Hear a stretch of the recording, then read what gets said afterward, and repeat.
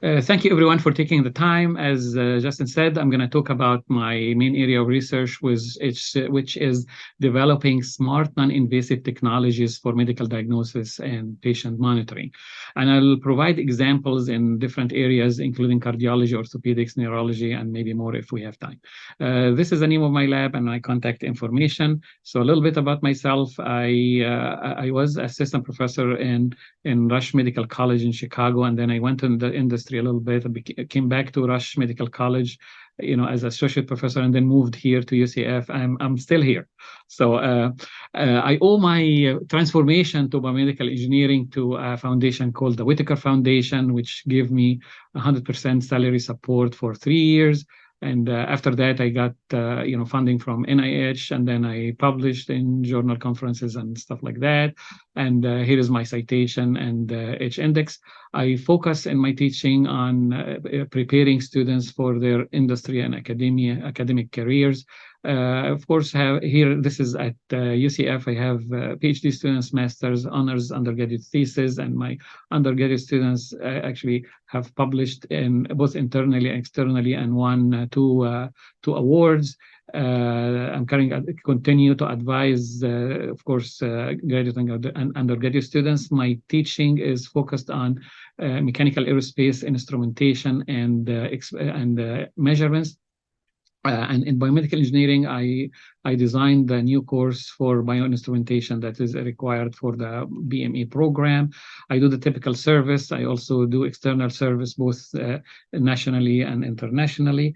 My area, biomedical vibro-acoustics, one of the challenges is to draw knowledge and from many different areas, from of course, vibration acoustics to biosignal processing, AI, and sensing, and animal studies, and all kinds of things. So I need to be very open to collaboration with people from other areas. The first example I will talk about today is acoustic technology for monitoring patients with congestive heart failure. This condition affects like 6 million people in the US. The monitoring now is dependent on symptoms and something called thoracic impedance. Now, even with all of this monitoring, the rehospitalization rate or readmission rate is really high. Mortality rate is high. A lot of cost to the healthcare system. But given the hypothesis here, or it's known that congestive heart failure is a mechanical deficiency in the myocardium or the heart muscle in being unable to pump enough blood. So it would be reasonable to assume that it would have some mechanical signatures to this problem. So what we measure is at the chest surface, we measure ECG, electrocardiography. We measure also the acceleration at the chest surface, which is called SCG or seismocardiography. The kind of signals we get look like this.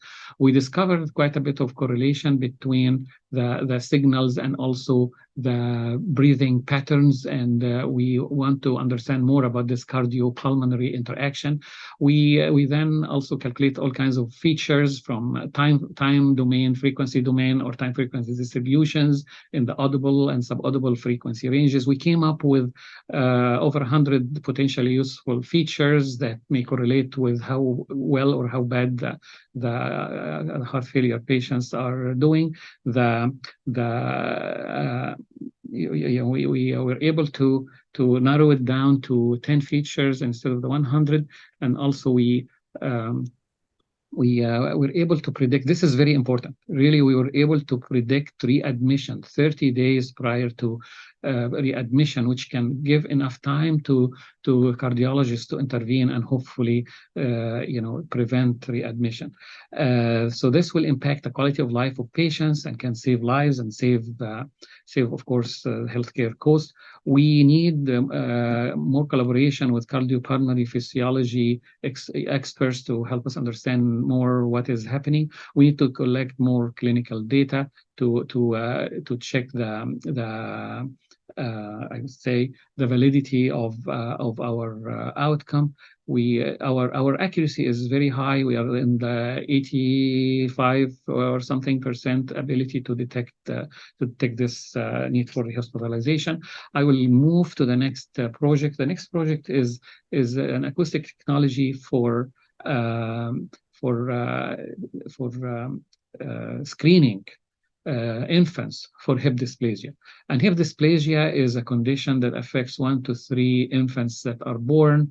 The current screening is really based on physical exams, which is done by the typically done by the primary care pediatrician.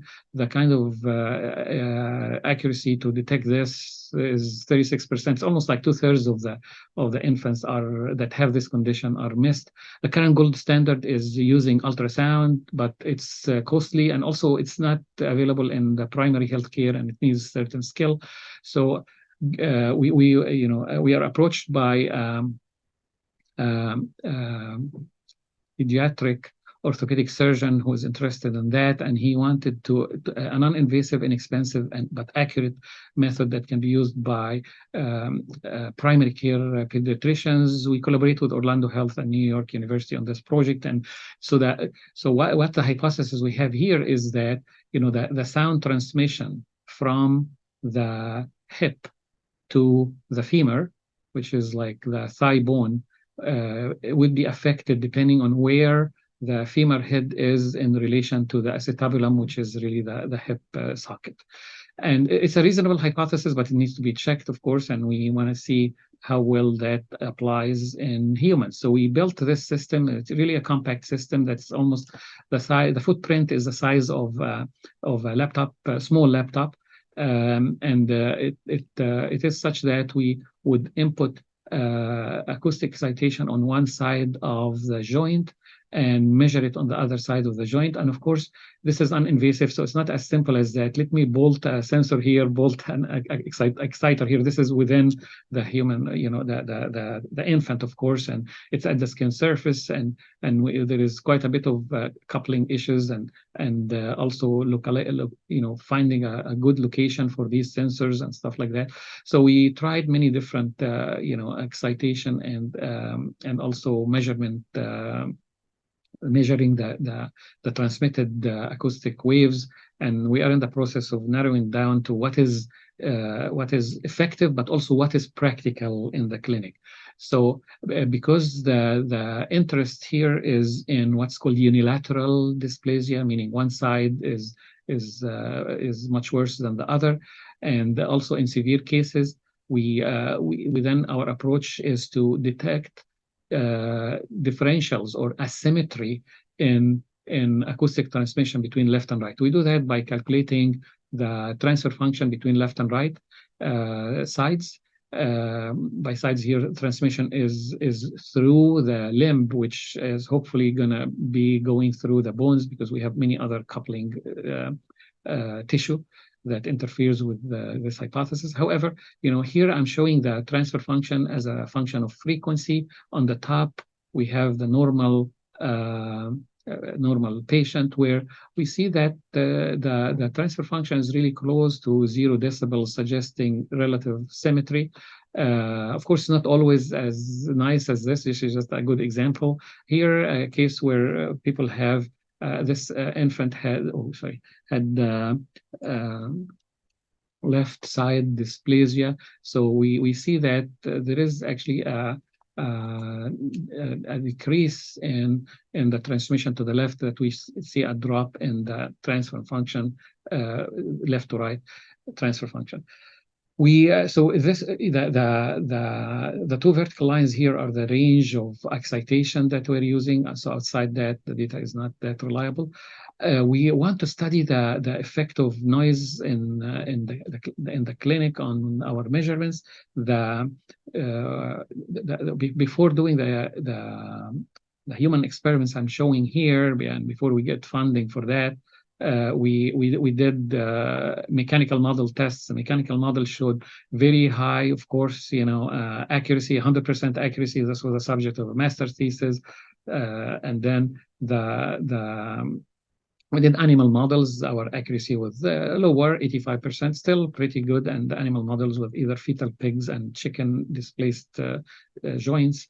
And then we are now doing the infant study. We are at 70%. Of course, this is still a small number, but we are going to increase this number given that the project is funded now. The challenge is that we have a lot of variability, and this is typical of biomedical systems, high variability, but also patient size is really variable. We see children, infants from 1 week to 50 weeks old, so there's quite a bit of variability. We are focusing now on unilateral hip dysplasia because that's what the clinicians feel are important, but we also want to expand it to bilateral, which will dictate changes in how we are exciting, how we are doing, or what kind of calculations we'll do. Well, this early detection is expected to have to improve the outcomes of treatment, meaning children can walk and can walk earlier, and then also that will affect the patient quality of life. We would like to expand this to other pathologies like arthritis and other things, other orthopedic conditions, and we certainly want to collect more human data, and that is what we are trying to do. We are planning to also to calculate more and more features, like we calculate coherence, phase, all kinds of things, and the next step is actually to use AI to incorporate all of these features, like what we did in the previous project where we used AI to improve our accuracy. The next project is about detecting elevated intracranial pressure. This is the pressure of the fluid surrounding the brain, and that pressure pulses over time. And interestingly, this gets transmitted to the cochlea through a structure called the cochlear aqueduct. It goes to the cochlea, middle ear, and then it reaches the tympanic membrane. So we would like to measure the tympanic membrane pulsations that will give us a window into what is happening in the intracranial pressure. So these are examples of the kind of waves we measure. We calculated all kinds of features for these waves, and now we are at actually 100% accuracy in detecting elevated ICP. It can be applied to other conditions, and Dr. Ross, who was in the audience, actually was discussing with me other applications relatively recently. The outcome or the impact of this project would be to improve the patient quality of life and also save their lives and save money. It can be used for athletes at risk of also elevated ICP due to concussions and things like that. What we need is to get this funded. We tried, but we are going to reapply for that funding. The last project I will talk about is also in neurology, but it is about a different application. It's actually muscular dystrophy. Here we measure the electrical activity of the muscles. That's EMG. We measure the mechanical activity, which is both the vibrations coming out from the muscles as well as the force developed by the muscles. And the combined relations between these signals, which are pretty messy, relatively broadband, but also they have certain dominant frequencies. As you see, these are the time frequency distributions of the different signals, including EMG, the acceleration signal, which is triaxial, and that way we will end up. We actually have a lot of features now. We are combining them using AI to see how accurate we can detect that, and we are at about I think 80% accuracy at this level, which I think can be improved. We need to reapply to NIH because and also NSF to get this funded. There are more projects that I will not cover today, but this is an example of the 3D printed bones that we were testing, and I would like to thank all the contributors and people who helped me do all that work.